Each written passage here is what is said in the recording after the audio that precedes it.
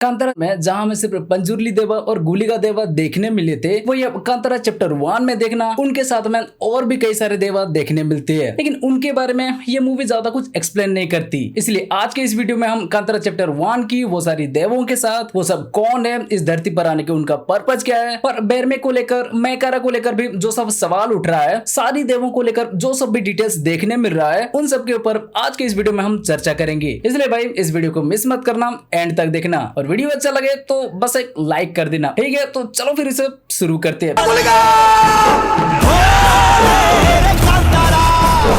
Okay, तो पहले हम बेरमे से शुरू करते हैं। बेरमे को दिखाने से पहले एक डायलॉग है, देखना। जब भी अधर्म से धरती सूख जाती है, ईश्वर बारिश बनकर उसे भिगो देते हैं और बार बार दैविक शक्तियों की जन्म होता है, और फिर हमें बेरमे को दिखाया जाता है। मतलब ये भी ईश्वर के भेजा हुआ एक गण ही थे, लेकिन ह्यूमन फॉर्म में। शायद इसीलिए इनका नाम बेरमे रखा गया, क्योंकि ये बेरमे नाम बेरमेर की एक देवा से आया है। बेरमेर को तुलुनाडु की देवा परिक्रमा में अक्सर देवनमंसा यानी देवों के मुखिया माना जाता है। और इसमें भी बेरमे क्या कर रहा है, जब कांतारा के सारे गणों या कई देवों को कनकवती बांध देती है, तो उन सारे देवों को छुड़ाने के लिए बेरमे ये युद्ध लड़ता है। मतलब मानो एक लीडर के जैसे आकर वो अपना साथियों को छुड़ाती है। अब भले ही उस टाइम उनके अंदर गुलिका देवा हो या चामुंडी, लेकिन माध्यम तो यही बनते हैं ना भाई, इसलिए इनका नाम इसमें बेरमे रखा गया है, क्योंकि इसमें इनका धरती पर आने का पर्पस था सारे देवों को छुड़ाना, जैसे कि एक देवों के मुखिया। वैसे ये इसका सिंबॉलिक मीनिंग था। अब अगर बात करें देवों की, तो पहले हमें एक गौर को दिखाया जाता है। जी हाँ, पहले जो चलते हुए आते हैं उसे आपको ये भैंस मत समझ लेना, वो एक अलग ही प्राणी है। इनके बारे में इस मूवी में ज्यादा कुछ नहीं बताया, जैसे कि ये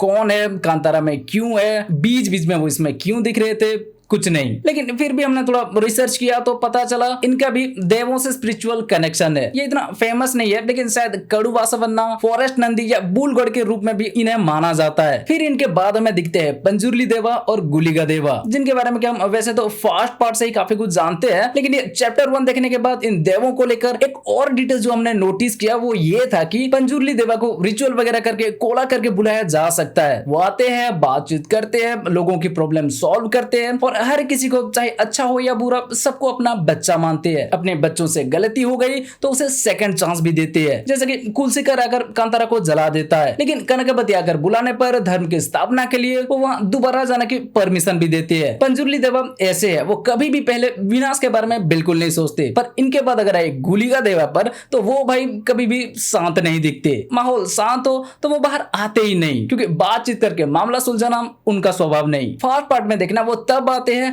जब जमींदार जीत रहा होता है, तब पंजुर्ली देवा के बुलाने पर वो आते हैं और आकर तबाही मचाते हैं। अब चैप्टर 1 में जब वो कांतारा को जला रहे होते हैं और आखिर में बेरमे के मां को भी मार देते हैं, तो तब गुलिका देवा आते हैं। और क्लाइमेक्स में भी जब कनकवती पंजुर्ली देवा के साथ बाकी देवों को भी बंदी बनाने की दुस्साहस करते हैं, तो तब जाके वो प्रकट होते हैं, और एक बार प्रकट हो गए तो प्रलय शुरू। मतलब जैसे फर्स्ट पार्ट में कहा गया था, गलती हुई तो पंजुर्ली देवा माफ कर भी देंगे, लेकिन गुलिका देवा कभी नहीं। अब उस डायलॉग का कोई छोटा सा रेफरेंस नहीं, सीधा एक बहुत बड़ा एग्जांपल हमारे सामने पेश कर दिया, जिससे हम पंजुर्ली देवा और गुलिका देवा के नेचर को और भी अच्छे से समझ पाए। पंजुर्ली देवा भाई जंगल, जानवर और भूमि के साथ साथ अपने सारे बच्चों का भी ख्याल रखती है। कभी अगर कोई बच्चा भटक गया तो उसे दोबारा रास्ते पर आने की सेकंड चांस भी देते हैं, लेकिन गुलिका देवा भाई नहीं। विनाशकारी सोच के साथ जो कोई भी कांतारा में कदम रखते हैं, वो सीधा उसे उस मिट्टी में मिला देते हैं। यही है इन देवों की धरती पर आने की पर्पज, एक का रक्षा करना और दूसरे का सजा देना। फिर आगे हमें एक टाइगर स्पिरिट को भी दिखाया गया है, जिन्हें कि इसमें कुछ जगहों पर बाघ देवता भी कहा गया है। कांतारा में इन्हें दिखाया नहीं था, इन्हें हम इस मूवी में पहली बार देख रहे हैं। तो हम जब इनके बारे में जानना चाहा तो पता चला टाइगर स्पिरिट को तुलु भाषा में पीली चामुंडी कहा जाता है, और कन्नड़ में इन्हें हुली देवा भी कहा जाता है। अरे कन्नड़ की कुछ मूवी में आपने टाइगर डांस भी देखा होगा, उसे असल में हुली वेशा या पीली वेशा भी कहा जाता है। जैसे पुष्पा 2 की गंगम्मा यात्रा में अल्लू अर्जुन मातंगी वेशम में दिखते हैं ना भाई, वैसे ही इनका ये हुली वेशा या पीली वेशा, हुली कहो या पीली, इन दोनों का मतलब टाइगर ही है। तो हाँ, वहां भी ये देवा का नृत्य को हम देख सकते हैं, और वो डांस देखना ज्यादातर वहां दशहरा को देखने मिलता है। शायद इसीलिए भी कांतारा चैप्टर 1 को वो दशहरा को रिलीज किए। ठीक है, अब ये देवा कौन है, इन्हें कैसे पूछते हैं, अभी आप समझ गए होंगे। तो अब अगर इसमें इनका धरती पर आने के पर्पस देखा जाए, तो पहला तो मेकर्स खुद ही बता देते हैं कि जब कड़पा आदिवासी कांतारा में आकर देवों को बंदी बनाने की कोशिश कर रहे थे, तो उन्हें रोकने के लिए मां पार्वती ने इन्हें इस धरती पर भेजा था। लेकिन सिर्फ यही नहीं, इनके पास एक और मिशन भी था और वो था बेरमे की रक्षा करना, उसे सही रास्ता दिखाना और उस दिन के लिए तैयार करना जिस दिन के लिए पीली चामुंडी को कभी यहाँ भेजा गया था। अब इस पॉइंट पर शायद कुछ फिल्म भाई कंफ्यूज होंगे कि किसी ने देवों को बंदी बनाया तो जब पहले भी बाघ देवता उन्हें रोक लिए थे तो वो आगे भी रोक सकते थे, फिर उसी काम के लिए उन्होंने यहाँ बेरमे को क्यों भेजा? तो भाई बाघ देवता या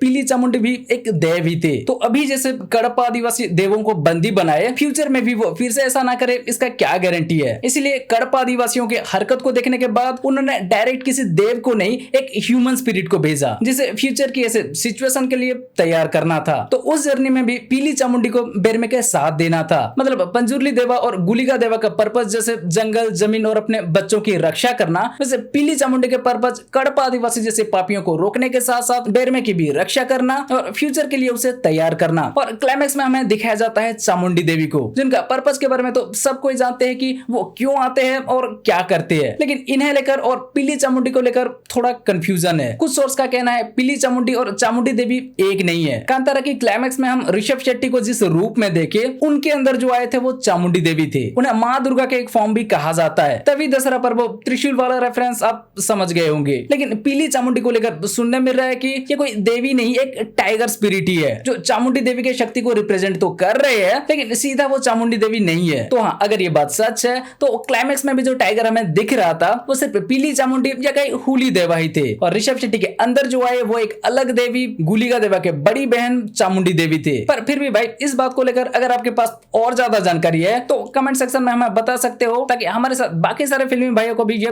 पता चले। अब इस कांतारा चैप्टर 1 में जितना दिखाया गया है हम सारे देवों के ऊपर चर्चा कर चुके हैं। अभी सिर्फ मैकरा बचे हैं, उनके ऊपर भी आगे हम बात करेंगे। उससे पहले देवों से जुड़ी जो कुछ और डिटेल्स को हमने नोटिस किया है, अब चलो उसे देखते हैं। एक बहुत बढ़िया डिटेल्स जिससे शायद बहुत से लोग मिस कर दिए होंगे। देखना, फर्स्ट टाइम जब विजेंद्र लाइन क्रॉस करता है तो गुलिका देवा आने पर उन्हें ब्लैक स्मोक या एसएस के फॉर्म में दिखाया जाता है, क्योंकि पंजुर्ली देवा जैसे बोर स्पिरिट में, पीली चामुंडी जैसे वो टाइगर स्पिरिट में, या एक और देवा को जैसे गौर एनिमल फॉर्म में दिखाया गया है। वैसे गुलिका देवा को न तो फर्स्ट पार्ट में और न ही ये चैप्टर 1 में कहीं भी उन्हें कोई एनिमल स्पिरिट के रूप में नहीं दिखाया है। स्टार्टिंग में भी जब शिवा के चाचा ईश्वर के गणों के बारे में बता रहे थे तब भी देखना बाकियों को एनिमल फॉर्म में दिखा दिया, लेकिन उग्र रूपी गुलिका नाम लेते समय वो कोई एनिमल नहीं, शिवलिंग जैसे बनता हुआ एक पत्थर को दिखाया, क्योंकि गुलिका देवा के ओरिजिन ही ऐसी है। शिव जी के भस्म से निकला हुआ एक पत्थर से गुलिका देवा के जन्म हुआ था और फिर उन्हें पृथ्वी पर भेजा गया था। जिन लोगों ने हमारा ये वाला वीडियो देखा होगा उन्हें पता होगा, क्योंकि उसमें हम पंजुर्ली देवा और गुलिका देवा के ओरिजिन के बारे में डिटेल्स में बताया था। तो भाई हाँ, इसलिए उन्हें कभी ऐसे कोई एनिमल स्पिरिट के रूप में पूजा जाता ही नहीं, और ना ही इस मूवी में उन्हें कोई एनिमल स्पिरिट के साथ दिखाया गया है। जैसे वो भस्म से निकला हुआ एक पत्थर से जन्मे थे, वैसे उन्हें भी इसमें स्मोक या एशेस के फॉर्म में दिखाया जाता है, जो कि एक बहुत ही अमेजिंग डिटेल्स था। आपने इसे मिस कर दिया था ना। नेक्स्ट, शिवा के चाचा गणों के बारे में बताते समय देखना, हर एक गण माया लोक से इस धरती पर आते समय उन्हें फायर के साथ दिखाया जाता है, पर उन्हीं के जैसे बेर में भी तो एक गण ही थे ना भाई, जिन्हें ईश्वर ने भेजा था। फिर ये आते समय फायर क्यों नहीं दिखता? ये बस उस कुएं के अंदर फूलों और पत्तों में पड़े हुए मिलते हैं, क्योंकि जब बाकी देवों को पृथ्वी पर भेजा गया था उन्हें उनका मिशन या पर्पस पता था कि उन्हें यहाँ क्यों भेजा गया है और आगे उन्हें क्या सब करना है, क्योंकि उन्हें किसी इंसान के रूप में या किसी छोटे बच्चे के जैसे नहीं भेजा गया, लेकिन बेरमे को वैसे भेजा गया था एक छोटे बच्चे के रूप में। तो तब बेरमे को पता नहीं था कि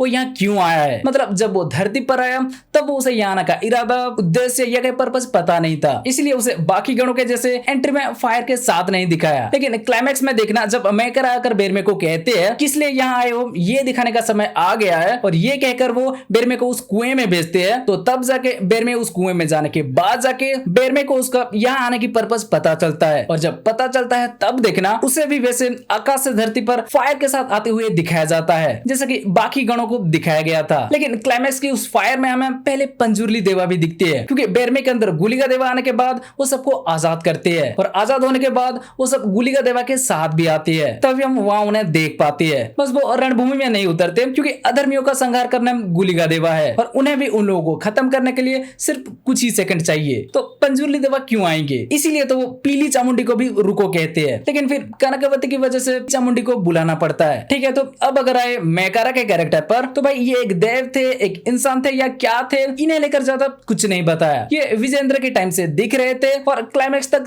3 जनरेशन देख लिए, लेकिन कभी भी इनका एज नहीं बढ़ा। वो तो हर किसी को दिखाई भी नहीं देते थे। गुलिका देवा जब कुलशेखर को उस कुएं में लेकर जा रहे थे, वो उन्हें हाथ लगाकर शांत भी कर देते हैं, और कनकवती मारने पर वो एक आम इंसान नहीं आग की चिंगारी बन के गायब हो जाती है। मतलब कंफर्म उनके पास कुछ ना कुछ दैविक शक्ति था। अब देखना राजशेखर के सपना में जब वो आते हैं और इसका काला चिट्ठा खोलते हैं कि कैसे भक्ति के नाम पर दुराचार करने के लिए इसे देव चाहिए था, तो तब मेकारा के चारों ओर काफी सारे छोटे छोटे सुअर को दिखाया था। और जब वो लोग देवों को बांध दिए थे तो बेरमे की सपना में भी मेकारा को एक पेड़ में बंधे हुए दिखाया जाता है। तो हम समझने लग गए थे कि वो पंजुर्ली देवा भी हो सकती है, शायद इसीलिए वो स्टार्टिंग से बेरमे के साथ दिखते आ रहे हैं। लेकिन ये कैसे हो सकता है? जब सारी देवों को बांध दिया था तो ये मेकारा तो बेरमे के साथ ही दिख रहा था, इसलिए वो पंजुर्ली देवा हो ही नहीं सकती। कुछ सोर्स का कहना ये कोरागज्जा स्वामी थे। कोरागज्जा एक सच्चे और ईमानदार इंसान थे जिनका समाज ने अपमान किया या उनके साथ अन्याय किया। मरने के बाद वो एक डिवाइन स्पिरिट बन गए और उन्होंने वादा किया कि सत्कर्म करने वालों की वो रक्षा करेंगे और अहंकारी और अन्याय करने वालों को सजा देंगे। इसीलिए इन्हें जस्टिस देवा भी कहा जाता है। और क्योंकि इनका ओरिजिन ह्यूमन स्पिरिट से हुआ है, न कि किसी डिवाइन डेटी या एनिमल एनर्जी से, तो इसलिए भी कुछ सोर्स मेकारा को कोरागज्जा स्वामी होने की दावा कर रहे हैं, जो कि सच हो भी सकता है। लेकिन क्योंकि मेकर्स ने इन्हें लेकर भी ज्यादा कुछ रेफरेंस नहीं दिए, तो सच क्या है मेकर्स के अलावा और कोई कंफर्म कर ही नहीं सकता। लेकिन इन्हें लेकर एक और जो इंटरेस्टिंग थ्योरी घूम रहा है भाई, वो भी सच में काफी इंटरेस्टिंग है। कुछ सोर्स का कहना है इस मेकारा के कैरेक्टर को भी